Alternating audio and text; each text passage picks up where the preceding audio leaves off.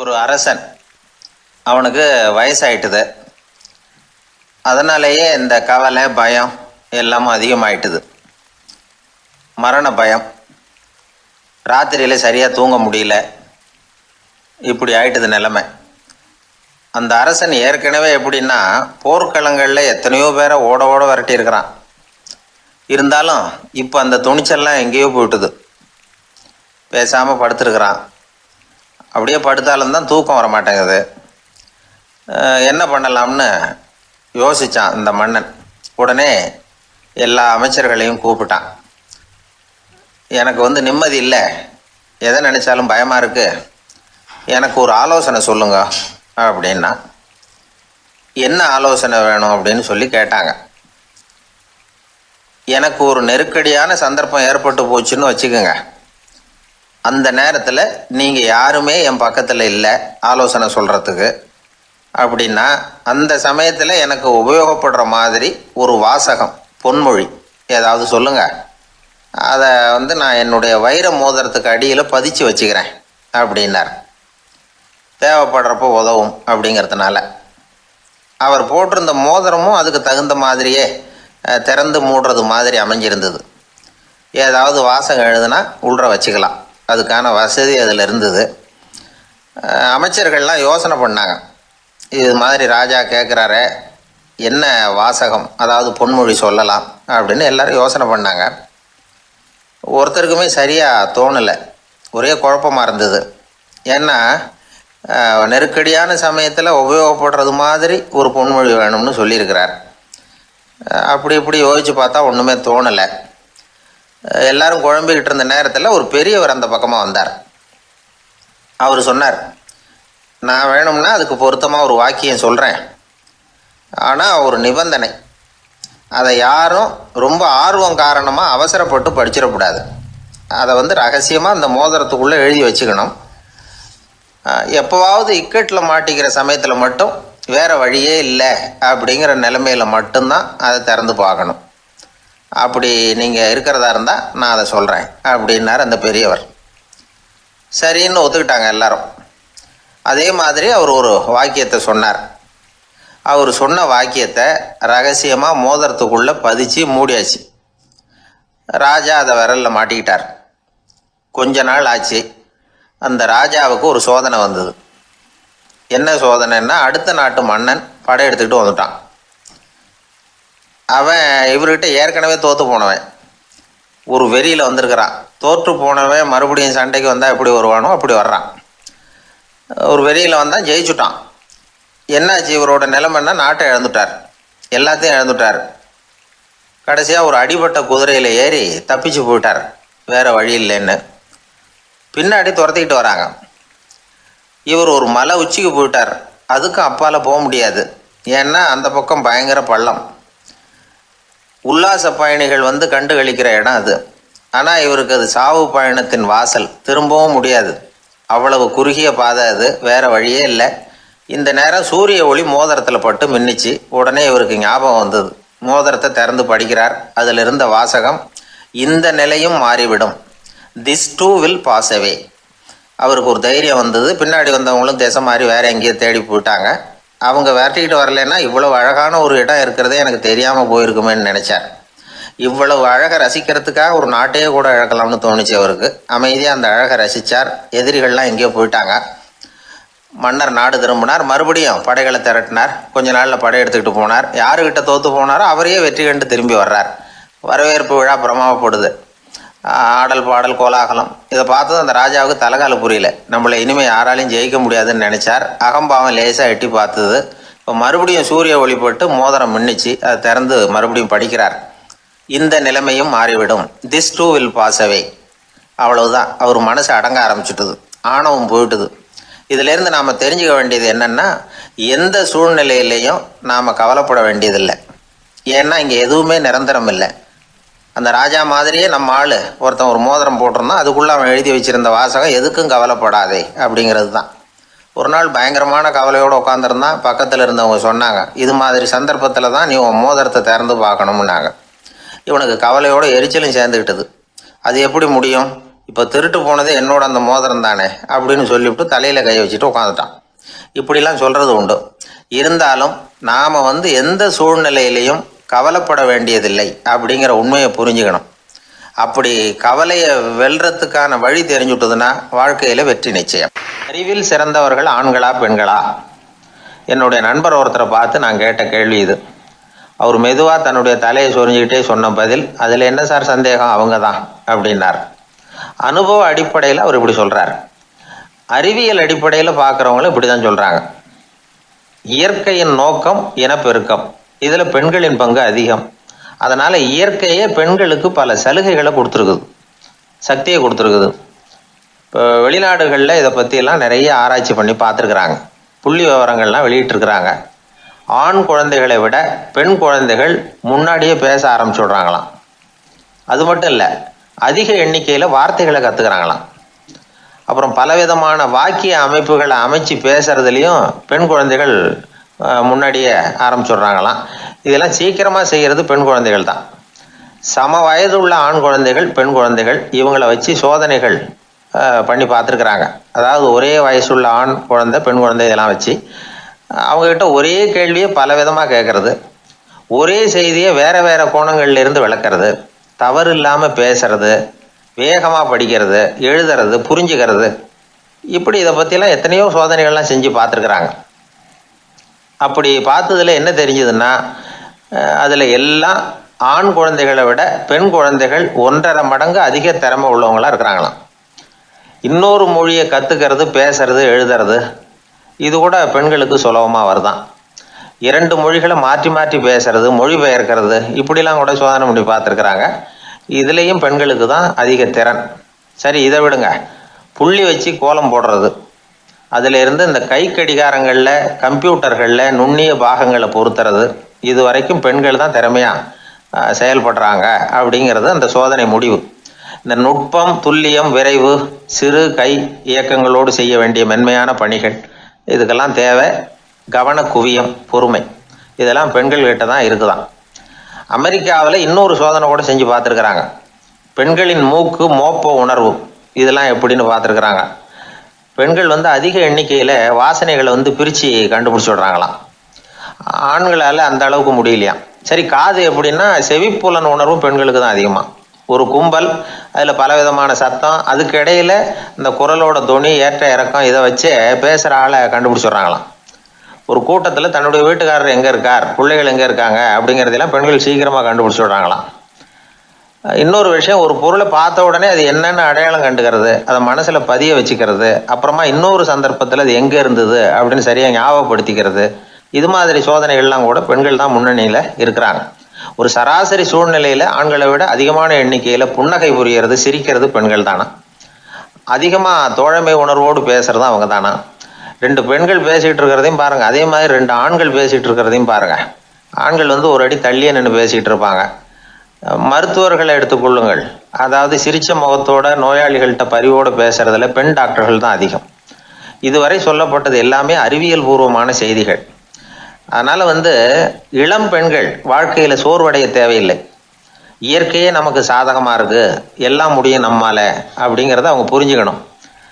ஒரு பையன் தன்னுடைய அப்பா அம்மா திருமண ஆல்பத்தை புரட்டிக்கிட்டே இருந்தான். அப்புறம் அம்மாகிட்ட கேட்டான், அம்மா இது யார் சின்ன வயசில் எடுத்ததா, இது என்னன்னு தெரியலையே, இந்த படத்தில் அழகாக மீசை வச்சுக்கிட்டு சிரிச்சுக்கிட்டு நிற்கிறது யார் அப்படின்னு கேட்டான். அதுதான்டா அவங்க அப்பான்னாங்க அந்த அம்மா.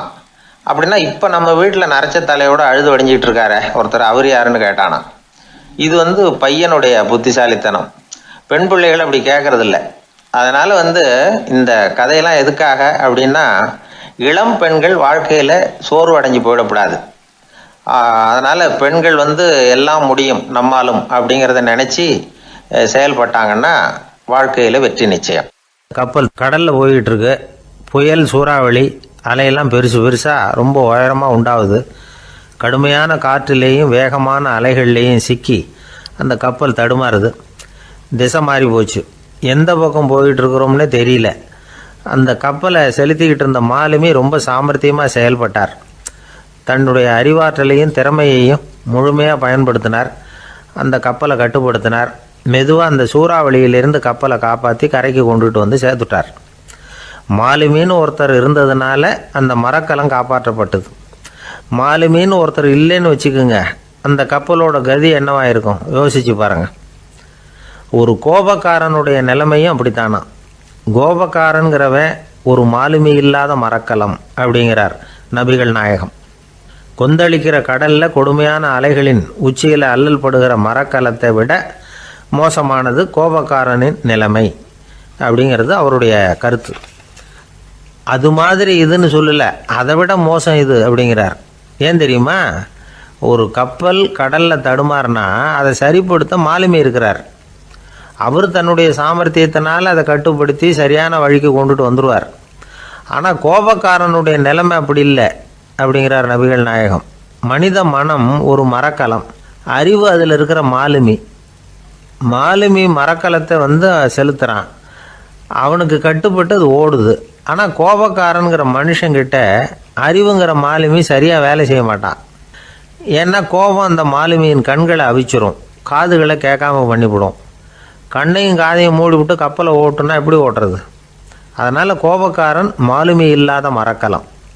இடி மின்னலில் மாட்டிக்கிட்டு கஷ்டப்படுற கப்பல் மாதிரி கஷ்டப்படுறான். பெரியவங்கள்லாம் என்ன சொல்கிறாங்க? உனக்கு கெடுதல் பண்ணவனுக்கும் நீ நன்மையை செய், எவருடைய விருப்பு வெறுப்பையும் பொருட்படுத்தாதே. பரம எதிரிக்கும் நீ நன்மை செய்ய ஆரம்பித்தா உன்னுடைய தூய நிலையை பார்த்துட்டு அவனும் உனக்கு நெருக்கமான நண்பனாக ஆயிடுவான். இதுதான் பெரியவங்க நமக்கு சொல்லியிருக்கிறது. புனித குரான் சொல்கிறது என்ன?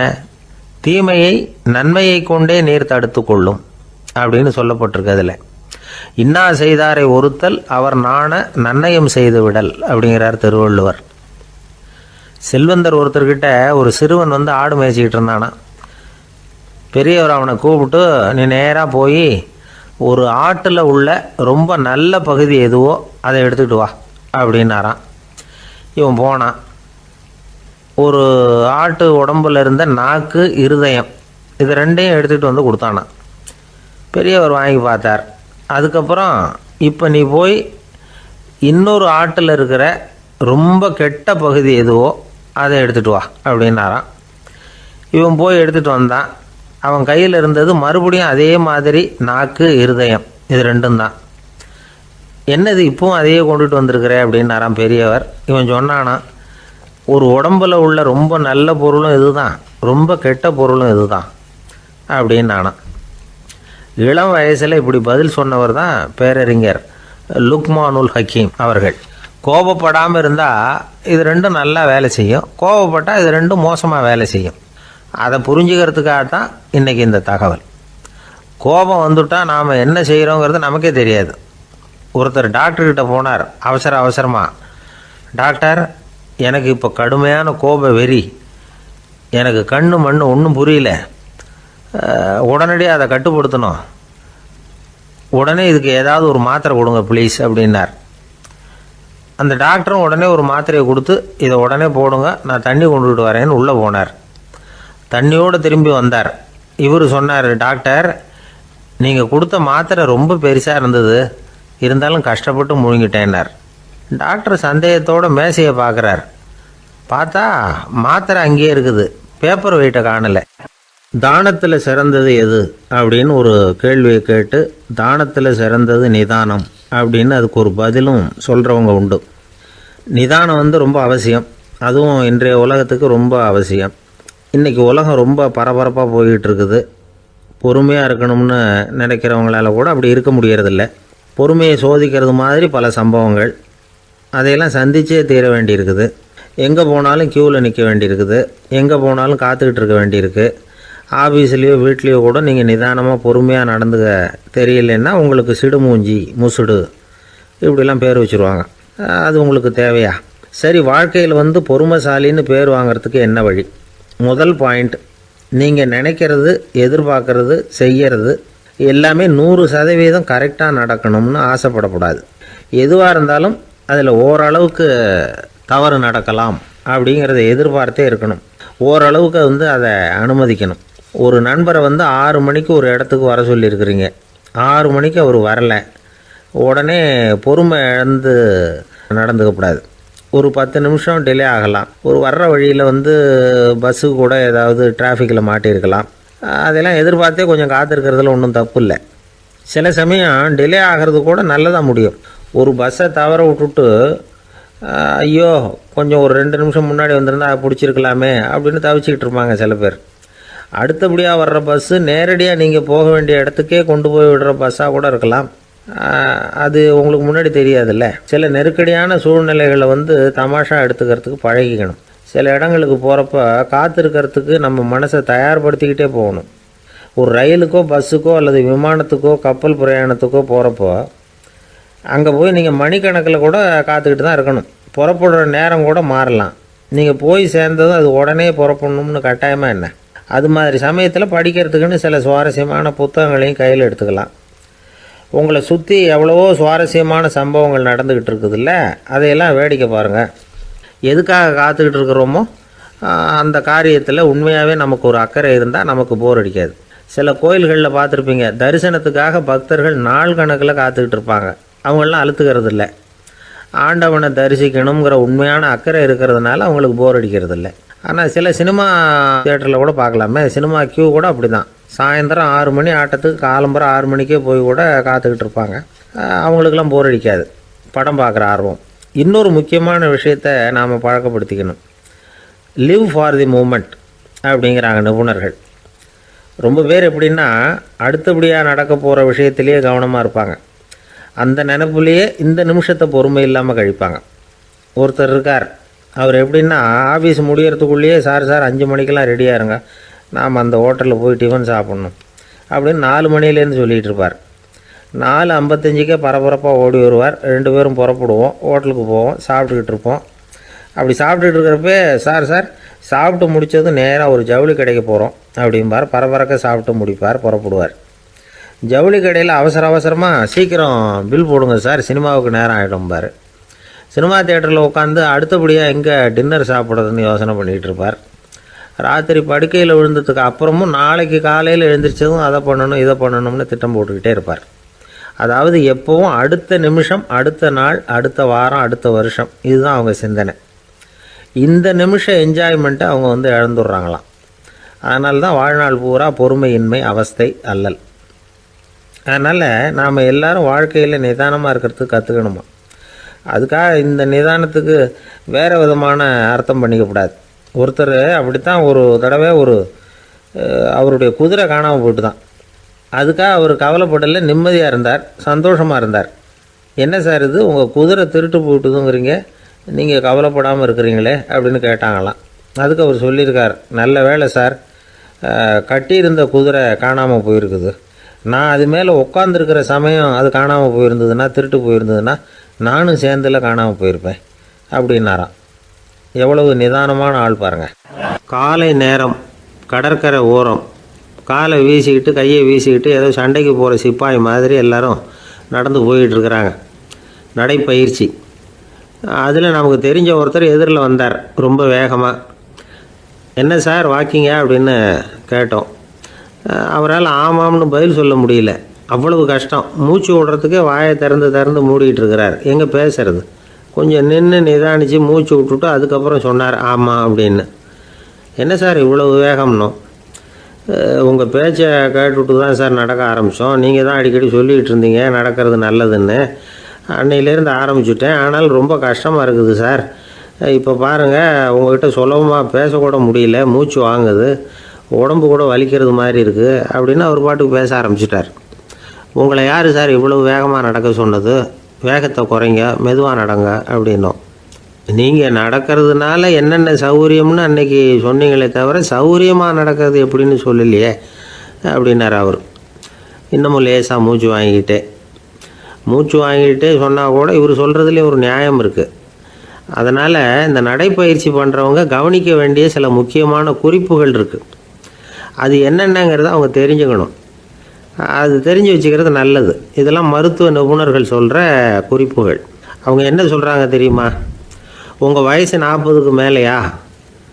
உங்கள் எடை இருக்க வேண்டியதை விட 10 கிலோ அதிகமாக இருக்குதா? நீங்கள் புகை பிடிக்கிறவரா? இதய நோய், இரத்த நாள நோய், உயர் இரத்த அழுத்தம் இப்படி ஏதாவது உங்களுக்கு உண்டா? அப்படின்னா நீங்கள் உங்கள் இஷ்டத்துக்கு வரிஞ்சு கட்டிக்கிட்டு நடைப்பயிற்சி பண்ண ஆரம்பிச்சிடாதீங்க. முதல்ல ஒரு மருத்துவ பரிசோதனை பண்ணிக்கோங்க, அதுதான் நல்லது அப்படின்னு அவங்க சொல்கிறாங்க. நடக்கிறப்போ உடற்பயிற்சி செய்கிறப்போ மார்பு பகுதியில் அல்லது வேறு எங்கேயாவது தொடர்ந்து வலி இருந்ததுன்னா பயிற்சியை நிறுத்தி விட்டு டாக்டரை போய் பார்க்கணும். நடைப்பயிற்சி பண்ணுறப்போ உங்கள் சக்திக்கு தகுந்த மாதிரி மெதுவாக அதிக கஷ்டம் இல்லாமல் முன்னேறலாம்.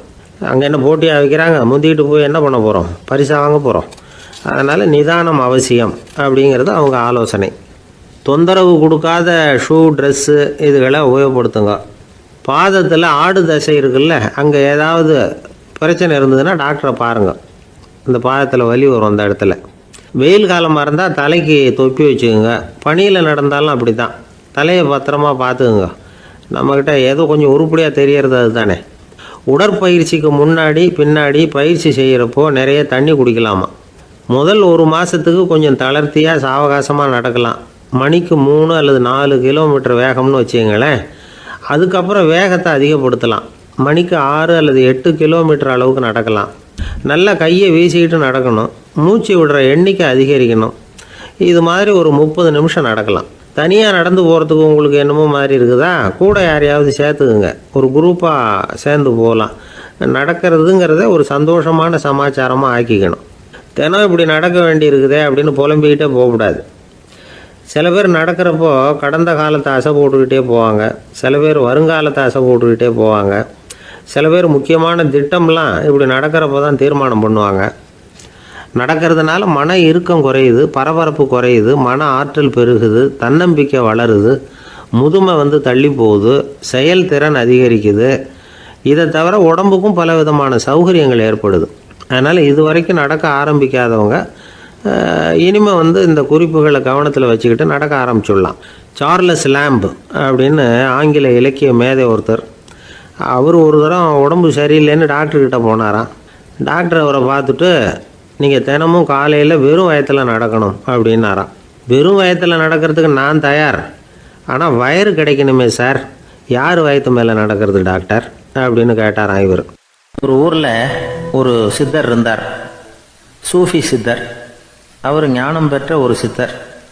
ஒரு நாள் அந்த நாட்டு மன்னன் அவரை பார்க்கறதுக்காக வந்தான். என்ன வேணும் உனக்குன்னு கேட்டார். நான் கடவுளை பார்க்கணும், அதுக்கு நீங்கள் தான் உதவி பண்ணணும் அப்படின்னா அவன். சித்தர் கொஞ்சம் யோசனை பண்ணார். சரி, போயிட்டு நாளைக்கு வாடினார். அதே மாதிரி மன்னன் போயிட்டு அடுத்த நாள் வந்தான். இங்கே நீ என்னோட 1 வாரம் தங்கியிருக்க வேண்டியிருக்கும்னார். சரின்னா ஒரு பிச்சை பாத்திரத்தை தூக்கி கையில் கொடுத்தார். அவனுக்கு ஒன்றும் புரியல, இருந்தாலும் வாங்கிட்டான். வாங்கிட்டு இதை என்ன செய்யணும் அப்படின்னு கேட்டான். இதை ஒன்றும் செய்ய வேணாம், இதை எடுத்துக்கிட்டு பக்கத்தில் உள்ள கிராமங்களுக்கு போ, வீடு வீடாக பிச்சை எடுத்துக்கிட்டு வா. அப்படி வந்த பிறகு தான் உனக்கு சாப்பாடும் ஓய்வும் கிடைக்கும். 1 வாரம் இப்படி செய், அதுக்கப்புறம் 8ஆவது நாள் நாம் கடவுளை பற்றி யோசிக்கலாம் அப்படின்னார். இப்படி இவர் சொன்னதை கேட்டதும் அந்த அரசனுக்கு அதிர்ச்சி ஆயிட்டுது. ஒரு மாதிரி ஆயிட்டான். தன்னுடைய சொந்த நாட்டில் சொந்த குடிமக்கள்கிட்ட போய் பிச்சை எடுக்கிறதா அப்படின்னு யோசனை பண்ணி பார்த்தான். அதுக்கப்புறம் மெதுவாக அவன் அந்த சித்தரை பார்த்தான். ஐயா, சொந்த நாட்டிலேயே பிச்சை எடுக்கிறதுன்னா எனக்கு ஒரு மாதிரியாக இருக்குது, வெக்கமாக இருக்குது. நான் வேணும்னா வெளி தேசத்தில் எங்கேயாவது போய் பிச்சை எடுக்கவா அப்படின்னு கேட்டான். இதுக்கு அந்த சித்தர் ஒரு சம்மதிக்கலை. இதை பாரு, உன்னால் பிச்சை எடுக்க முடியலன்னா பேசாமல் திரும்பி அரண்மனைக்கே போயிடு. அதுக்கப்புறம் கடவுளை பற்றிலாம் பேசுகிறதுக்கு என்னை தேடிட்டு வரக்கூடாது அப்படின்னு விட்டார். மன்னன் தயங்கினான். இருந்தாலும் மனசை சரி பண்ணிட்டு சம்மதிச்சான். சரிங்க, 1 வாரம் இங்கே தங்குறேன், நீங்கள் சொல்கிறது மாதிரி பக்கத்து கிராமங்களுக்கு போகிறேன், வீடு வீடாக பிச்சை எடுக்கிறேன், வர்றேன் அப்படின்னா. 1 வாரம் தெரு தெருவாக பிச்சை பாத்திரத்தோடு அலைஞ்சான். சொந்த ஊரில் சொந்த குடிமக்கள்கிட்ட பிச்சை எடுத்தான். 7 நாள் முடிஞ்சுது. 8ஆவது நாள் அந்த சித்தர் மன்னனை கூப்பிட்டார். இப்படி வாழ்னார். வந்தான்.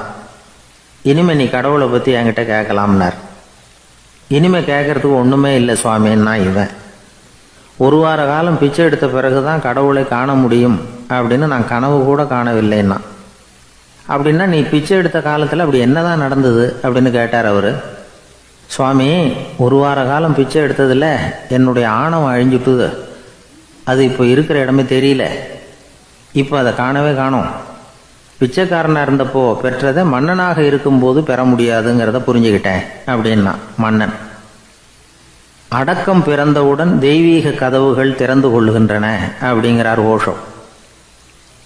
நம்மால் ஒருத்தன் ஆணவம் அழியணுங்கிறதுக்காக ஒரு திருவோட்டை எடுத்துக்கிட்டு தெரு தெருவாக பிச்சை எடுக்க ஆரம்பித்தான். என்ன தெய்வீக கதவுகள் திறந்துதா அப்படின்னு கேட்டார் ஒருத்தர். தெய்வீக கதவு திறக்கிறதுக்கு முன்னாடியே எங்கள் வீட்டு கதவு சாத்திக்கிட்டுதுன்னா. என்னடா சொல்கிறேன்னார். இனிமேல் வீட்டுக்குள்ளேயே வர வேணாம், இதையே தொழிலாக வச்சுக்கோ அப்படின்னு எங்கள் வீட்டில் சொல்லிவிட்டாங்க சார் அப்படின்னா. ஒரு தடவை கலைவாணர் NS கிருஷ்ணன் பேராசிரியர் கல்கியை சந்தித்து பேசிக்கிட்டு இருந்தாராம். கலைவாணர் கல்கியை பார்த்து, எனக்கு கதை எழுத ஆசையாக இருக்குது, எப்படி எழுதுறதுன்னு கேட்டாராம்.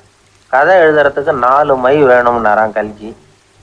அப்படியா, அப்படின்னா என்னென்ன கலர் மை அப்படின்னு கேட்டிருக்காரு கலைவாணர் சிரிச்சுக்கிட்டே. நான் சொன்னது கலர் மை இல்லை, அது வேற மை. அதாவது கதை எழுதுறதுக்கு தேவைப்படுகிற 4 மை எதுன்னா, 1 திறமை, 2 பேணாமை, 3வது தனிமை, 4வது பொறுமை அப்படின்னாராம். உடனே கலைவாணர், உங்கள் யோசனை அருமை அப்படின்னாராம். அதுதான் கலைவாணர். பொதுவாக எழுத்தாளர்கள் எழுதுகிற மாதிரி நடந்துக்கிறது இல்லை. ஆனால் கலைவாணர் என்ன சொல்லுவாரோ அதே மாதிரி நடந்துக்குவார். எல்லாருக்கும் எல்லாம் கிடைக்கணுங்கிற கருத்தை சினிமா படங்களில் வலியுறுத்துவார். அதே மாதிரி நடைமுறை வாழ்க்கையிலேயே எல்லாருக்கும் எல்லாமும் கொடுப்பார். பணம், பதவி, புகழ் இப்படி எதுவுமே இல்லாத ஒரு சாதாரண மனுஷனாக இருந்தால் கூட இவர் மனுஷனுக்கு கொடுக்குற மரியாதையில் கொஞ்சமும் குறைச்சல் இருக்காது. இந்த குணம் சாதாரணமாக எல்லாருக்கும் இருக்கிறது இல்லை. அவர் சினிமா தியேட்டருக்கு போய் சினிமா பார்க்குறது வழக்கம். அவர் வந்திருக்கிறாருங்கிறது தெரிஞ்சால் போதும், வெளியில் பிச்சைக்காரங்க வந்து கூடிடுவாங்க. இது அவருக்கு தெரியும். வெளியில் நம்மளை நம்பி ஒரு கூட்டம் காத்துக்கிட்டு இருக்குமேன்னு நினைப்பார். உடனே ஒரு 100 ரூபா நோட்டை கொடுத்து சில்லறையாக மாற்றிட்டு வர சொல்லுவார். படம் முடிஞ்சு வெளியில் வர்றப்போ சில்லறையோடு வருவார். எல்லாருக்கிட்டையும் கொடுத்துருவார். ஏன்னா எல்லோரும் தேடிட்டு வருவாங்க அவரை. என்ன எல்லாரும் சௌக்கியமாக இருக்கிறீங்களா அப்படின்னு பிரியமாக விசாரிப்பார். ஏதோ ரொம்ப நெருங்கின சொந்தக்காரங்களை விசாரிக்கிறது மாதிரி விசாரிப்பார். தன்கிட்ட இருக்கிற சில்லறையை எல்லாருக்கும் சமமாக பிரித்து கொடுத்துட்டு தான் அங்கேருந்து புறப்படுவார். ஒரு நாள் அது மாதிரி புறப்படுற சமயத்தில் ஒரு சின்ன பையனுக்கு சில்லறை எதுவும் கிடைக்கல கொடுக்கறதுக்கு. இது கலைவாணருக்கு தெரியாது. காரில் ஏறி புறப்பட்டு போயிட்டார். அந்த பையன் காரை பிடிச்சிக்கிட்டு பின்னாடியே ஓடிச்சாந்துருக்கிறான். ஐயா, நீங்களே இல்லைன்னு சொன்னால் நான் என்ன பண்ணுறது? இன்னைக்கு பட்னி தான், அம்மாவுக்கு வேற உடம்பு சரியில்லை அப்படின்னு கத்திக்கிட்டே ஓடியாந்தானா. கலைவாணர் கவனிச்சுட்டார். உடனே காரை நிறுத்த சொன்னார். இறங்கினார். அந்த சின்ன பையனை கட்டி பிடிச்சிக்கிட்டு, என்னை மன்னிச்சுக்கப்பா, நான் கவனிக்காமல் வந்துட்டேன் அப்படின்னு சொல்லி அழ ஆரம்பிச்சுட்டாராம். இன்னொரு தடவை இதே மாதிரி ஒரு தியேட்டர்லேருந்து வெளியில் வந்திருக்கிறார். ஒரு ஆள் அவர்கிட்ட வந்து நின்றுருக்கார். அவர் கொடுக்கறதுக்கு இவர்கிட்ட பணம் இல்லை. பணம் இல்லையாப்பா அப்படின்னாராம். உங்ககிட்டே இல்லையா அப்படின்னாராம் அவர். கலைவாணருக்கு மனசு ரொம்ப சங்கடமாக போச்சு. உடனே புறப்பட்டு வீட்டுக்கு போனார். அங்கே இங்கே தேடி பார்த்து அங்கே இருந்த கொஞ்சம் நெஞ்ச சில்லறையை எடுத்தார். காரு டிரைவரை கூப்பிட்டார். தியேட்டர் வாசலில் நின்றுக்கிட்டு இருந்த ஆசாமியோட அங்க அடையாளங்களை சொன்னார். காரை எடுத்துகிட்டு போய் அந்த ஆளை கண்டுபிடிச்சி இந்த காசை கொடுத்துட்டு வா அப்படின்னு அனுப்பி வச்சாராம். பிச்சை போடுறதுக்காக காரை அனுப்புனதாக வேற யாரை பற்றியாவது நீங்கள் கேள்விப்பட்டிருக்கிறீங்களா? அவர் ஒரு வித்தியாசமான மனிதர், வித்தியாசமான கலைஞர். கலைவாணரோட சகோதரர் கல்யாணம் நடந்தது. அதில் தியாகராஜ பாகவதர் கச்சேரி முடிஞ்ச உடனே அதில் சம்பந்தப்பட்ட கலைஞர்களுக்கெல்லாம் கலைவாணர் பரிசுகள் கொடுக்குறார். அந்த கச்சேரியில் கடம் வாசித்தவருக்கு மட்டும் மற்ற எல்லாருக்கும் கொடுத்ததை விட பெருசாக ஒரு வெள்ளி கோப்பையை பரிசாக கொடுத்தாராம். மற்றவங்களுக்கெல்லாம் சின்னதாக கொடுத்துட்டு கட வித்துவானுக்கு மட்டும் பெருசாக பரிசு கொடுக்குறீங்களே ஏன்னு கேட்டிருக்கிறாங்க. அதுக்கு கலைவாணர் விளக்கம் கொடுத்தாராம். இப்பெல்லாம் ரயிலில் கூட்டம் அதிகங்கிறது உங்களுக்கு எல்லாருக்கும் தெரியும். இந்த வித்வான் இவ்வளவு பெரிய மண்பானையை ரயிலில் ரொம்ப பத்திரமா உடையாம ரொம்ப தூரத்திலேருந்து கொண்டு வந்துருக்கிறாரே, அது என்ன சாமானியமான காரியமா? அவரோட அந்த சாமர்த்தியத்தை பாராட்டுறதுக்காக தான் அவருக்கு இவ்வளவு பெரிய பரிசு அப்படின்னாராம். ரொம்ப பேருக்கு கூட்டத்தில் பேசுறதுன்னா பயம். நமக்கு ஒன்றும் தெரியாதுன்னு மற்றவங்க நினச்சிடக்கூடாதுங்கிற எண்ணம் தான் இதுக்கு காரணம். ரொம்ப முக்கியமான ஒரு கூட்டம்னா பயமும் அதிகமாக இருக்கும். முக்கியமானவங்கள்லாம் வருவாங்களே, அவங்களாம் நம்மளை பற்றி மட்டமாக நினச்சிருவாங்களே அப்படிங்கிற பயம் வந்துடும். ஆனால் மேடை பேச்சுங்கிறது அவ்வளவு கடினமான ஒரு காரியம் இல்லைங்கிறாங்க அது சம்பந்தமான நிபுணர்கள். யாரும் பேச்சாளர் ஆகலாம், இது ஒன்றும் பெரிய கிஃப்ட்டு கிடையாது அப்படின்னு அவங்க சொல்கிறாங்க. நீங்கள் ஒரு சிறந்த பேச்சாளர் ஆகணுமா அப்படின்னா அதுக்குன்னு சில ஆலோசனைகளை சொல்லி வச்சுருக்கிறாங்க அனுபவசாலிகள். முதல் ஆலோசனை என்னென்னா, உங்கள் பேச்சு எளிமையாக இருக்கணும். ஏதாவது ஒரு கருத்து அல்லது 2 கருத்து சொன்னால் போதும். 20 அல்லது 30 கருத்துக்களை சொல்லிகிட்டே போகக்கூடாது. 2வது ஆலோசனை, நீங்கள் என்ன பேச போகிறீங்கிறது முதல்ல உங்களுக்கு நல்லா புரியணும். அதுக்கப்புறம் தான் அதை அடுத்தவங்களுக்கு புரிய வைக்க முடியும். எப்படி ஆரம்பிக்க போகிறோம், எந்த கருத்தை முக்கியமாக வலியுறுத்த போகிறோம், எப்படி முடிக்க போகிறோம் அப்படிங்கிறத முதல்ல நல்லா சிந்தித்து மனசில் வச்சுக்கணும். கடைசியாக என்ன சொல்கிறீங்களோ அதுதான் கேட்குறவங்க மனசில் நிற்கும். 3வது ஆலோசனை என்னென்னா, உங்கள் பேச்சு சுருக்கமாக இருக்கணும். ஒரு 15 நிமிஷம் பேசுகிறது ரொம்ப பொருத்தம். மணிக்கணக்கில் பேசிக்கிட்டு இருக்கிறது நல்லதில்லை. 4வது ஆலோசனை, நீங்கள் பேசுகிறது உண்மையாக இருக்கணும். உங்களுக்கு உண்மையான அனுபவங்கள் இருக்கும், அதை சொல்லலாம். உங்களுடைய உண்மையான அனுபவங்களை மற்றவங்களோட பகிர்ந்துக்கணும், அதுதான் முக்கியம். 5வது ஆலோசனை, ஆரம்பத்தில் கொஞ்ச நேரம் உங்களை பற்றியும் எதிரில் உள்ளவங்களை பற்றியும் சம்மந்தப்படுத்தி ஏதாவது பேசி ஒரு நெருக்கத்தை ஏற்படுத்திக்கணும். ஒவ்வொருத்தரும் இப்போ இவர் பேச போகிறது நம்ம சம்மந்தப்பட்டது அப்படின்னு நினைக்க ஆரம்பிச்சிருவாங்கல்ல, அதுக்கப்புறம் அவங்க கேட்க தயாராகிட்டாங்கன்னு அர்த்தம். எதிரில் உட்காந்துருக்கிற கூட்டத்திலேருந்து 3 பேரை தேர்ந்தெடுங்க. அதாவது வலது பக்கம் ஒருத்தர், நடுவில் ஒருத்தர், இடது பக்கம் ஒருத்தர். அதாவது உங்களை ரொம்ப கனிவாகவும் ஆர்வமாகவும் பார்க்குறவராக பார்த்து தேர்ந்தெடுத்துங்க மனசுக்குள்ளே. நீங்கள் பேசும்பொழுது என்ன பண்ணணும்னா, இவங்களை நேருக்கு நேராக மாறி மாறி பார்த்துக்கிட்டே பேசுனீங்கன்னா நீங்கள் ஏதோ ஒட்டுமொத்த கூட்டத்தையும் பார்த்து பேசுகிறதாக ஒரு உணர்வு அது ஏற்படுத்திவிடும். 6வது ஆலோசனை என்னென்னா, சொற்பொழிவுன்னா நீங்கள் பேசணும், படிக்கக்கூடாது. எழுதி படிக்கிறது நல்லா இருக்காது. குறிப்புகள் வேணும்னா வச்சுக்கலாம். படிக்கிறது பேப்பர்லேருந்து வர்றது மாதிரி இருக்கும், பேசுகிறது இதயத்திலேருந்து வர்றது மாதிரி இருக்கும். அப்புறம் 7வது ஆலோசனை சொல்கிறாங்க. அது என்னென்னா, மேடையில் ஏறி நின்ன உடனே இயல்பாக மூச்சை இழுத்து விட்டுங்க, இயல்பு நிலைக்கு வாங்க, அதுக்கப்புறம் இயல்பாக பேச ஆரம்பிக்கலாம் அப்படிங்கிறாங்க. இவ்வளவும் பேச்சு கலையில் வல்லுநர்களாக இருக்கிறவங்க சொல்லுகிற ஆலோசனைகள். இதையெல்லாம் கடைபிடிச்சா நமக்கும் அதுக்கும் வெகு தூரம்னு நினச்சிக்கிட்டு இருந்த ஒன்று இப்போ கிட்டத்தில் நெருங்கி வந்துடும். நாம் சொல்கிறபடியெல்லாம் அது கேட்கும். ஒரு பேச்சாளர், அவருக்கு சுருக்கமாகவே பேச தெரியாது. மேடையில் ஏற்றி விட்டுவிட்டா போதும், ஆரம்பிச்சிருவார், நிறுத்த மாட்டார், பேசிக்கிட்டே இருப்பார். ஒரு தடவை அவர் ஒரு கூட்டத்தில் ரொம்ப நேரம் பேசிக்கிட்டே இருக்கிறார். எதிரில் பொறுமை இழந்த ஒருத்தர் தன்னுடைய கை கடிகாரத்தை காட்டினார். அதை கவனித்த பேச்சாளர், மன்னிக்கணும், கை கடிகாரம் நான் கொண்டுகிட்டு வர மறந்துட்டேன், அதுதான் நேரம் போனதே தெரியல அப்படின்னு சொல்லியிருக்கிறார்.